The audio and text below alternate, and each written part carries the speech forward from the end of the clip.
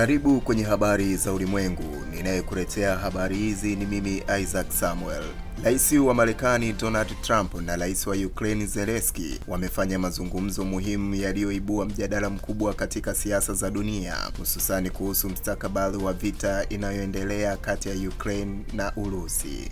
Mazungumzo haya yamekuja baada ya kipindi ambacho dunia inaendelea kushuhudia mvutano mkubwa wa kijeshi na kisiasa barani Ulaya, huku macho ya mataifa makubwa yakielekezwa kwenye nafasi ya Marekani katika mgogoro huu. Katika mazungumzo hayo, Rais Zelensky amesisitiza wazi kuwa Ukraine inahitaji dhamana za usalama wa muda mrefu kutoka Marekani. Kwa mujibu wake, msaada wa kijeshi na kisiasa wa Marekani ni nguzo muhimu na uhai wa taifa lake la Ukraine, hasa zikizingatiwa kwa nguvu na ushawishi wa Urusi katika eneo hilo.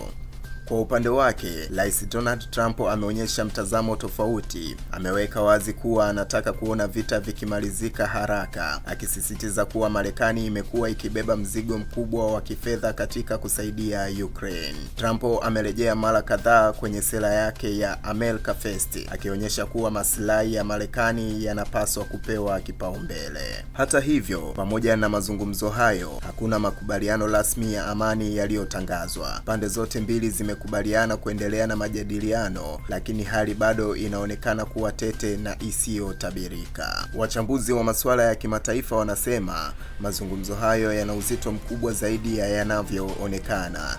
Si suala la Ukraine pekee, bali ni kuhusu mwenendo wa sera za kigeni za Marekani, usalama wa Ulaya na uwiano wa nguvu katika siasa za dunia. Iwapo Marekani itapunguza msaada wake, Ukraine inaweza kujikuta katika hali ngumu zaidi, huku Urusi ikiongeza ushawishi wake. Kwa upande mwingine, kuendelea kwa msaada wa Marekani kuna maana ya mzigo mkubwa wa kifedha na kisiasa kwa Washington.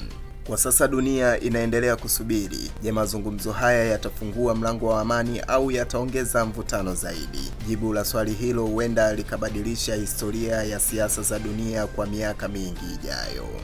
Hii ni Vision TV na mimi ni Isaac Samuel.